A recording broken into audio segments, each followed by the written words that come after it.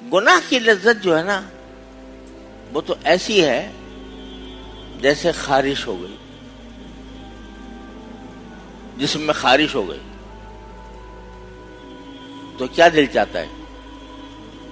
جب جسم میں خارش ہو رہی ہو تو کیا دل چاہتا ہے؟ کھجاتے رہو، جتنا کھجاؤ گے اتنا ہی مزہ آئے گا، ہے نا؟ بتاؤ اس کو حقیقی لذت کہو گے؟ مزہ تو آتا ہے، کھجلی ہو رہی ہے اور میں کھجا رہا ہوں، جتنا زیادہ کھجا رہا ہوں اتنا ہی مزہ بھی آ رہا ہے، ٹھیک؟ مگر اس مزے کی تمنا کرو گے کہ جی ویسا مجھے آ جائے جو مجھے خارش کے زمانے میں آیا کرتا تھا، خارش ہو گئی تھی تو میں بہت کھجاتا تھا تو بڑا مزہ آتا تھا،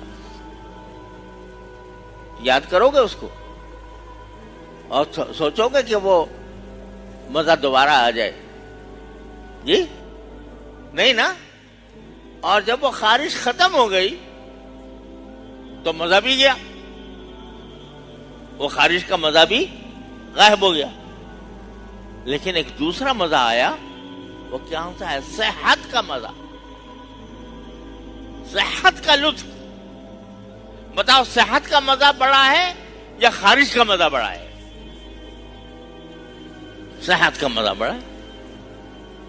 تو گناہ کی خواہش اور اس کی لذت وہ خارش کی لذت کی طرح ہے